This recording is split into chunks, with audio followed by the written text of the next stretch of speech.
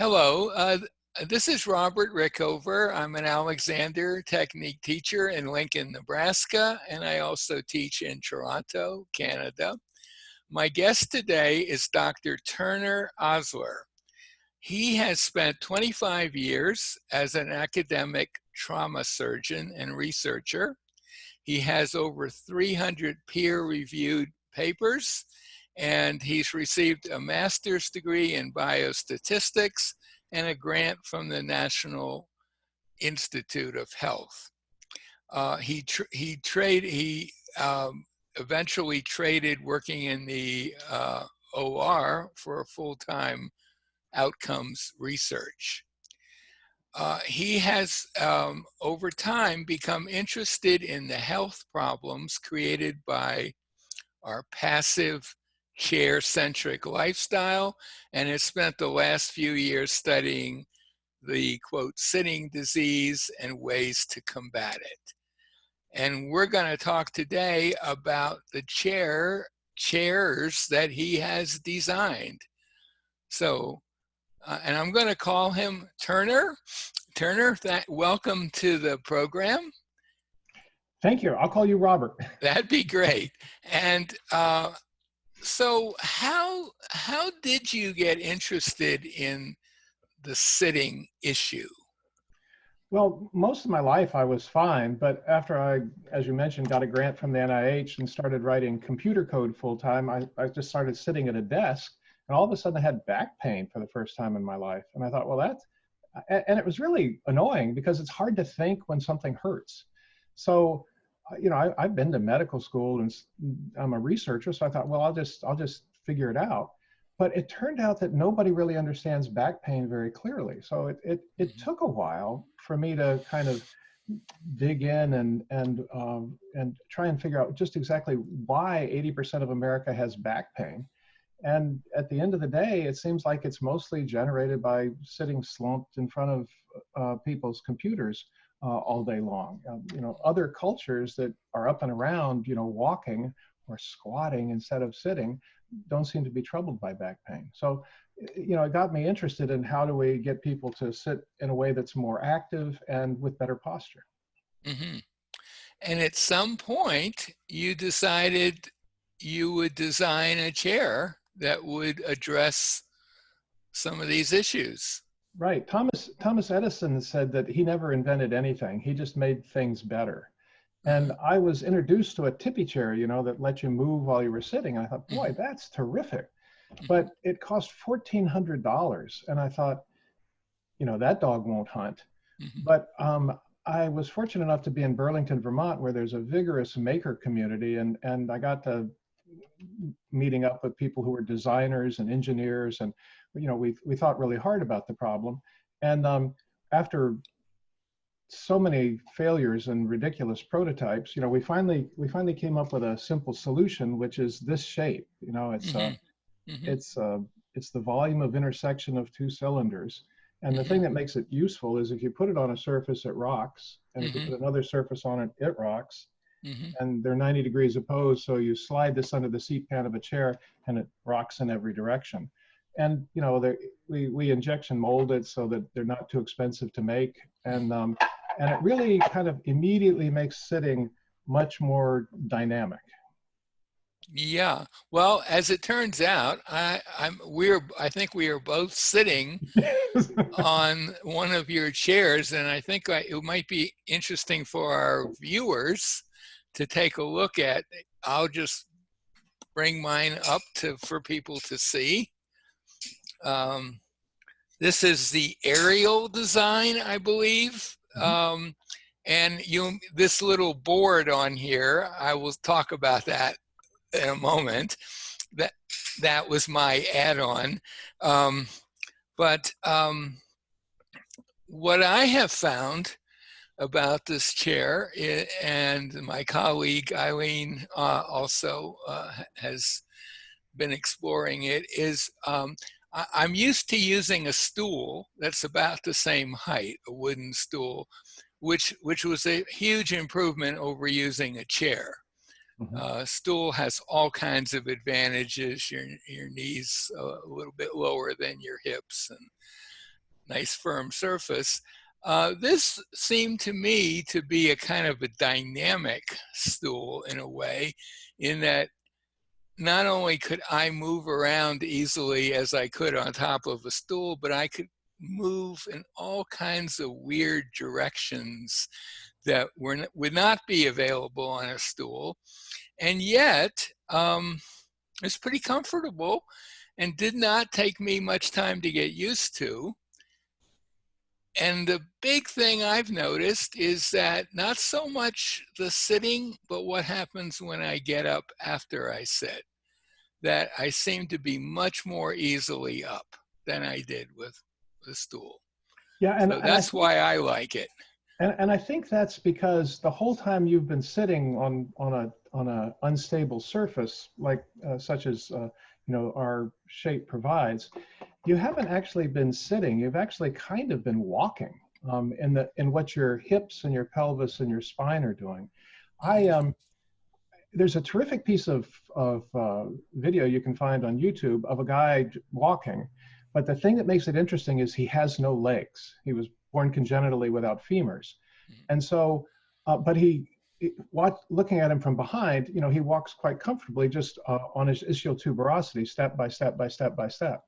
And that's kind of what you're doing when you're sitting on our chair. Is your ischial tuberosities are kind of walking. You're taking very short steps that aren't getting you anywhere, but your whole core and your back and your spinal engine are recapitulating what walking is. So when you go from sitting on our chair to standing up, you're just still walking.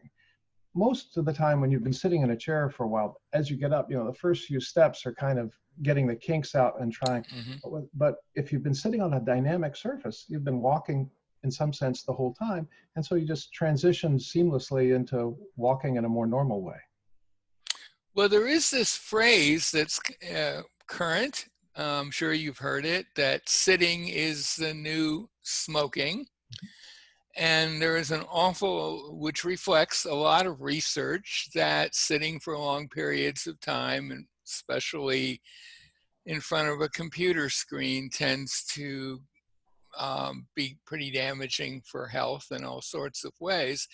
I think it's a nice slogan, but it kind of assumes that there is one version of sitting. And I think the standard version might, in the mind of whoever came up with this, is, well, you're sitting in maybe an office chair, and you got this computer screen in front of you, and you're being drawn into it because it's like 8 hours have passed and you're still working on something. But really, there are lots of kinds of sitting, and this version of sitting almost seems to me to be like a separate category. It doesn't really, almost quite doesn't belong in the same category as sitting. Right, and we thought about not even calling what we've got a chair, because that immediately suggests sitting.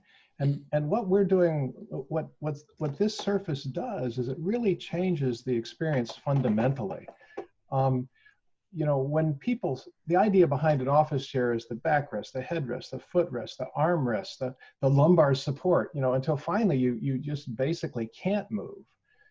Trying to support people from the outside so that they'll, be able to work all day. But you really, I think I stole this expression from you, Robert. You really have your internal ergonomics. Did I get that right? Well, it's it's inner ergonomics, and it's courtesy of Dr. Aniko Ball, a dentist and kind of dental posture expert now in Melbourne, Australia. She came up with that phrase, inner ergonomics, and I think it's a brilliant phrase. Rather than try and support people from the outside with a splint, you just capitalize on the fact that people have their internal structure, their spine and their pelvis and their ribs, which have been, really perfected over 4 billion years if you count all the prototypes. People are perfectly capable of supporting themselves really perfectly from the inside. And as soon as you try and support them from the outside, you've kind of ruined the perfect balance that's built in. So ironically, the harder the chair industry has tried to perfect supporting people, the worse they've made the problem. I would totally agree with that. You know, I lived in England for a few years back in the late 70s and early 80s when I was training to be an Alexander teacher. And I had occasion to ride British Rail quite a bit. And I noticed there were three kinds of chairs. There were the really old ones, the older trains, where the seat was fairly flat and the back was just straight up black. And then there came ones with some curvature and various add-ons that apparently ergonomic experts had added that to me seemed pretty uncomfortable, especially as an Alexander teacher. And then the worst ones were the really new ones, which had a weird kind of thing up here at the back of your head and neck that forced your head to go forward. And what I read somewhere was that they came up with these designs based on measuring what regular people did sitting in them. These were accommodating designs, you might say. But they also had the effect of forcing people into poor use patterns. Yeah. Right, and by putting people on an unstable surface, they can explore lots of different ways to adjust themselves Mm-hmm. until they settle on one that really works for them. But they also develop the habit of exploring what would be most comfortable at this moment. And so I think of our chairs really as a sort of pedagogical tool. You mentioned that when you get up, you move more freely Mm-hmm. because your body has been given the freedom to make decisions about how to adjust itself. And you really take that feeling with you really through the day. And you'll find that you sit differently on whatever piece of crummy chair you're given and whatever waiting room you are stuck in a more embodied way, because you've had the experience of kind of learning to try out all these different postures. And I will say that when I'm actually using it and I'm engaged in something like talking to you right now or doing work on one of my websites or whatever, I'm not thinking about this chair a lot. I'm not consciously using it, and it's not difficult to sit in it. It's not like I have to work hard to keep from falling off or anything. It's actually pretty comfortable. And I've had a couple of relatives. We don't have a lot of people visiting because of the COVID situation, but my wife sat on it and said, "Oh, that's pretty nice." And my son was here and he sat on it and said, "Oh, this is kind of fun." I mean, it has a pretty immediate appeal to people, which I found kind of interesting. I did once experiment with chairs that had kind of a bubble on the top, air-filled cushion. And I found those kind of tricky to keep from falling off, quite frankly. But your system with that design that you showed with those little plates, that seems to give you the mobility, but not the danger of going too far in a way. Right. Now we spent quite a lot of time trying to work out the radius of curvature for this thing, Mm-hmm. because too tight a radius of curvature and it's so tippy it frightens people, Mm-hmm. and too flat a radius of curvature it doesn't do enough to be interesting. Right, So right. we experimented with a number of different radii to kind of find something that works. And we take them out and just put them on the walking street in Burlington and let people walk by and try them out, and it's basically always the same. People sit down and for a moment they, oh, this is a surprise. And then Right. really within 2 minutes, their sternum comes up and their shoulders come down, their head balances on the atlas and axis, and their Mm-hmm. lumbar lordosis reasserts itself. And really within a couple of minutes, they're basically sitting perfectly without anybody, posture shaming them or instructing them or looking at a video, because people already know what to do if you just get rid of the bad cues that typical office chairs give people. Right. Yeah. But I would warn anyone when they first sit on it, be a little cautious No, because we used it's to tell not people, it's not like a regular chair. we Yeah. used to tell people, put it a few inches from the wall before you sit down with your back to the wall, just to, keep people from trying to do a back handspring. Yeah. Nobody's actually, well, nobody's ever reported falling off. So Right. but it might be that people have fallen off and are just too embarrassed to mention it. Yeah. Well, I've been using it now since you sent me one. I guess it's about 2 months or so, roughly. It's been a while, and I've been very happy. The one addition I've made is I prefer an absolutely flat surface on the top. So I had a friend of mine create a little wooden board that would just go uh, over years, but that was a very simple thing to do. So so I will put a link to you. You did a TED talk on Mhm. this topic, which was kind of what hooked me, to be honest. I saw that, and I will put a link to that, and I will put a link to the, uh, the the address where you can see the range of styles of these chairs and Yeah, so we on. have a website that's, I've written 30 blog posts. It drones on for about 50,000 words. So Oh, it's way more than anybody would ever want to read. But it's like potato chips. Once you start, as an academic, I've written a lot, so it's hard to stop. right. So, and also I'll be putting a link to an article you wrote a couple of years ago on the whole question of sitting, which Mhm.